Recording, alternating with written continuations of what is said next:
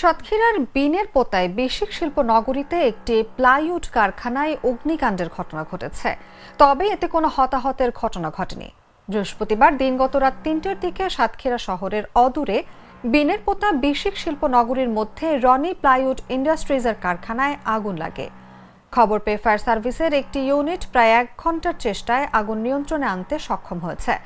Satkhira fire সার্ভিসের warehouse inspector Nurul Islam জানান, জাতীয় জরুরি সেবা 999-এর মাধ্যমে খবর পেয়ে রাত 4টার দিকে ঘটনাস্থলে গিয়ে আগুন নিয়ন্ত্রণে আনেন ফায়ার সার্ভিসের সদস্যরা।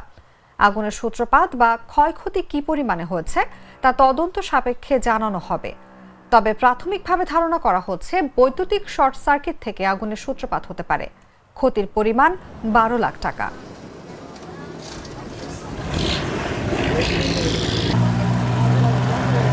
আটটাতে মনে করেন হাওয়া বেরোচ্ছে, হাওয়া টেম্পার কম, কিন্তু ওই পাইপ তেলের লাইনে ওই হাওয়া ঢোকার কারণে ওই হাত দিকে মনে করেন এত পরিমাণ হাওয়া যে হাওয়াতেই আগুন ধরে গেছে।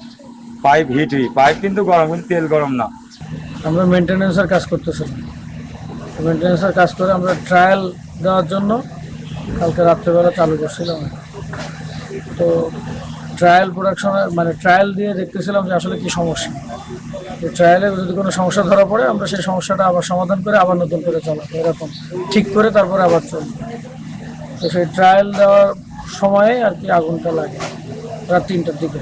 আমরা 3:40-এর সময় মেসেজ পেয়ে আমরা এখান থেকে 2টা ইউনিট আসি, এসে আমাদের এভারেজ 40-45 মিনিটের মাথায় আগুন নিয়ন্ত্রণে আনি।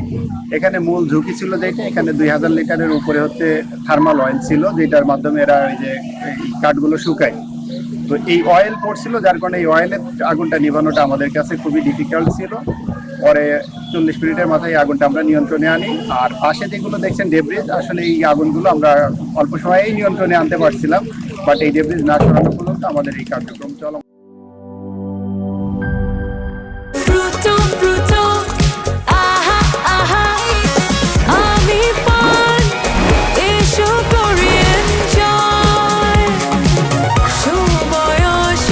প্রাণ ফ্রুটো, সময় অসময় ফ্রুটোময়।